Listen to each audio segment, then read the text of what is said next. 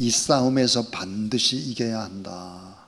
그런 제목으로 10번째 하나님의 말씀 나누겠습니다. 모든 질병이나 악한 재앙들이 반드시 사탄의 개입으로 일어나는 것은 아닙니다. 그러나 어떤 질병이나 재앙의 사건 그 배후에는 사탄의 공격이 있을 수 있다 하는 것이 성경입니다. 너무 가난 속에서 채무의 악한 영에 시달리는 사람, 절망과 좌절 속에 목숨을 끊으려는 사람, 그 배후에는 사단이 반드시 역사하고 있습니다. 오늘 신문에 보니까 한참 일하는 40대, 이 40대의 사망률이 암을 제치고 자살하는 사람의 비율이 제1위에 올랐다 그랬습니다. 나라와 민족을 이끄는 40대가 계속해서 자살하는 것이 암보다도 더 높았다 그랬습니다. 이것은 무서운 싸움이죠. 이건 무서운 영적인 전쟁입니다. 40대는 얼마나 중요한 때입니까? 에베소 6장 12절에 보니까 우리의 씨름은 우리의 싸움이죠. 혈과 육에 대한 것이 아니요 정사와 권세와 이 어둠의 세상 주권자들과 하늘에 있는 악의 영들에게 대함이라 그랬습니다. 우리는 지금 영적인 싸움, 전쟁을 치르고 있는 중입니다. 마가복음 9장 17절부터 29절까지 오늘 읽은 본문은 귀신 들린 아이를 제자들이 능히 고치지 못하는 사건입니다. 자, 이 시대가 어떤 시대일까? 눈에 보이는 정치, 경제, 사회, 문화의 문제보다 더 치열한 전쟁이 벌어지고 있습니다. 보이지 않는 전쟁입니다.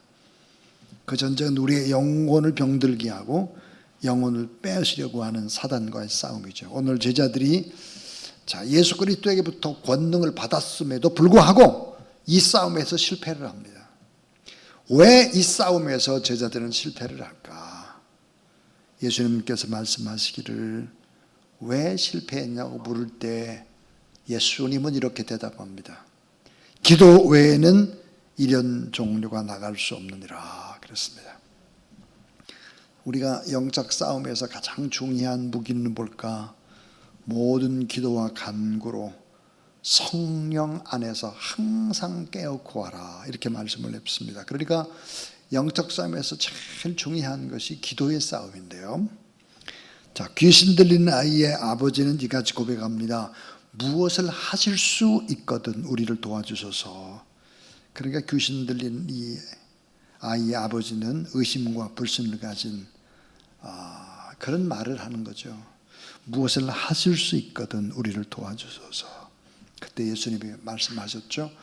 할 수 있거든 무슨 말이냐? 믿는 자에게는 능치 못할 일이 없느니라 그랬습니다.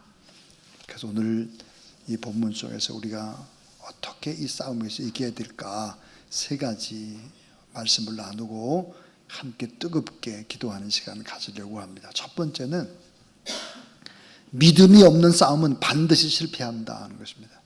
믿음이 없는 싸움은 반드시 실패한다.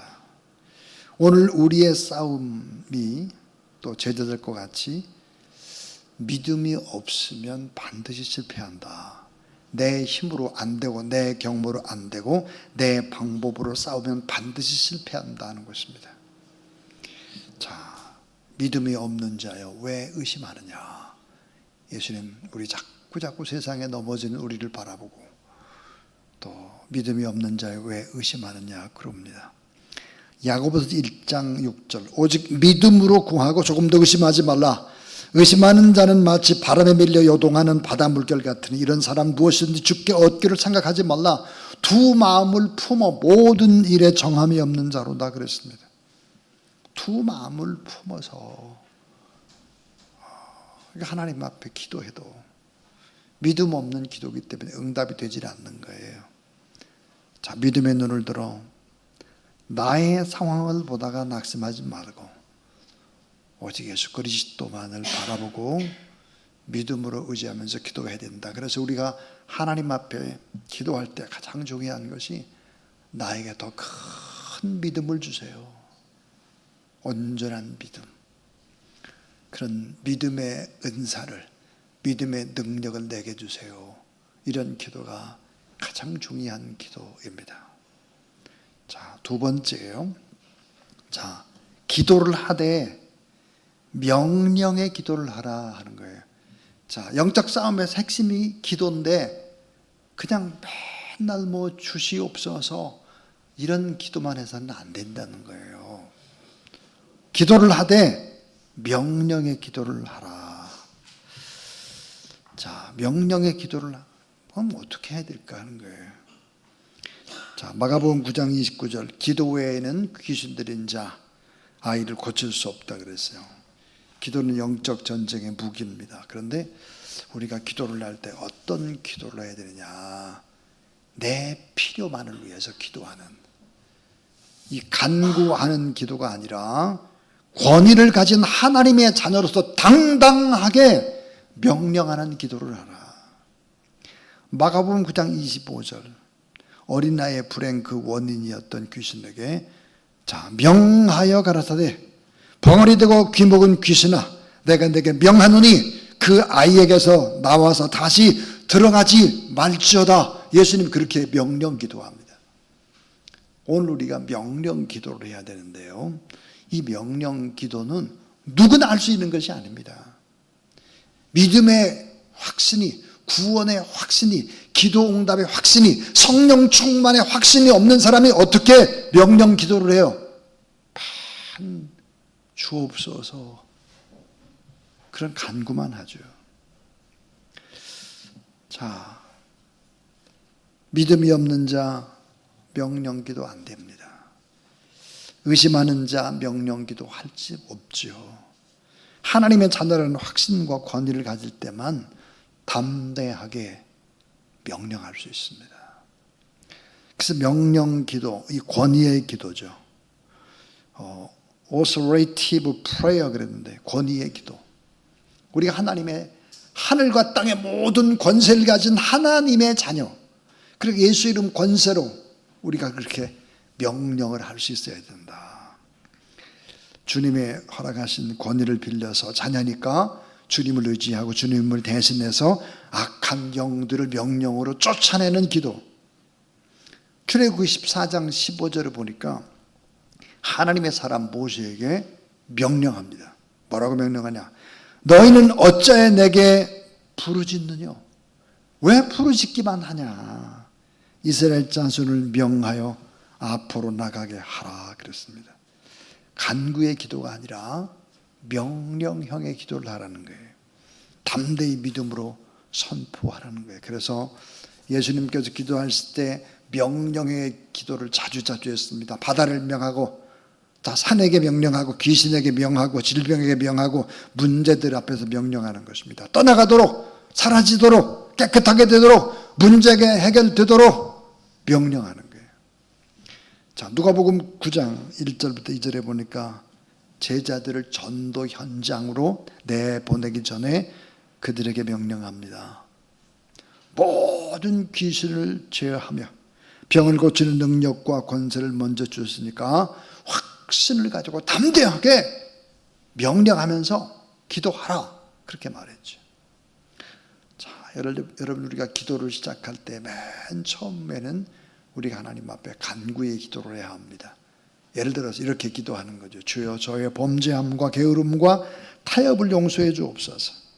지금까지 저를 넘어뜨려온 모든 두려움의 세력들과 또 악한 세력들 예수 그리스도 이름 권세로 물리쳐 주시옵소서. 저를 주의 보혈로 깨끗하게 해주시고 성령 충만을 허락해 주시고 이제 형제 자매 가족 성도를 위해 기도하옵나니 저들을 누르고 괴롭히는 악한 영들을 묶어 주시옵소서. 이렇게 이제 간구의 기도를 하죠. 그리고 난 다음에 하나님 앞에 명령형의 기도를 하는 것입니다. 질병을 일으켜 너 악한 질병에서 내가 예수 이름 권세로 명하노니 떠나갈지어다. 이렇게 너 고통과 두려움을 주는 악한 영들은 형제와 자매들을 그 마음속에서 떠나갈지어다. 형제 자매를 붙들고 있는 저주와 가난의 세력은 예수 이름 권세로 명하노니 다 떠나가고 소멸되어질지어다.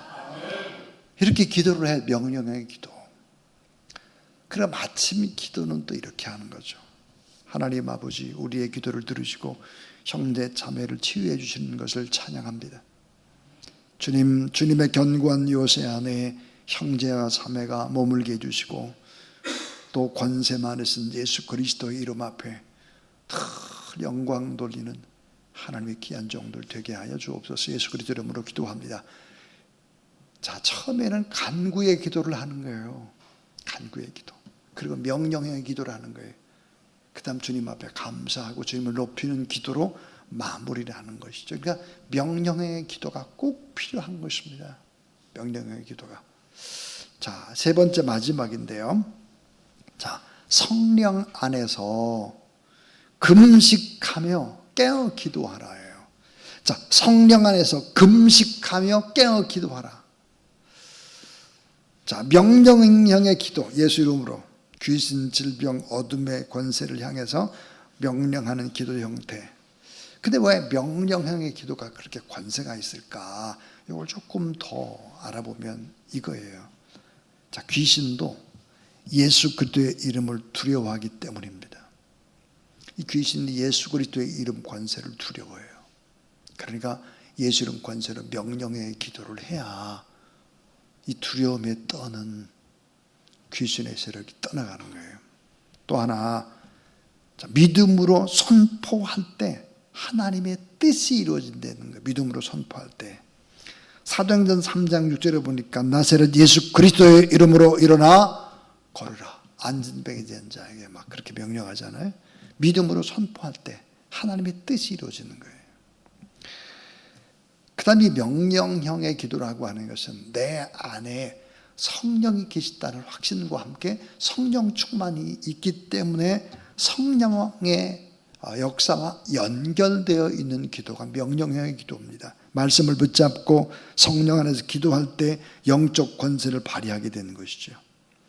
자, 이 상황을 대적하라, 명령하라, 담대히 성령의 능력에 담긴 말씀의 선포가 기도라는 거죠. 그리고 또 하나, 이 선포 기도라고 하는 것이 왜 그렇게 중요할까? 그것은 바로 교회의 사명과 연결되기 때문입니다. 교회의 사명과 연결되어 있어요. 자, 교회는 세상의 어둠을 대적하고 자, 결복된 자를 풀어주는 것입니다. 자, 마태복음 16장 19절에 보니까 내가 천국 열쇠를 내게 주리니 내가 땅에서 무엇인지 매면 하늘에서 매이고 내가 이 땅에서 풀면 하늘에서 풀리리라 그랬습니다. 이 세상의 어둠 또 이 악한 세력들을 대적하고 결박을 풀어주는 곳이 바로 교회다. 그래서 명령형의 기도를 해야 사실은 교회의 사명과 깊이 연결되어 있다 그랬습니다. 그런데 여러분, 이 마가복음 9장 29절에 기도 외에는 다른 것으로는 이런 유가 나갈 수 없느니라 오늘 그랬잖아요. 그런데 똑같은 사건을 기록한 마태복음 17장 21절 말씀,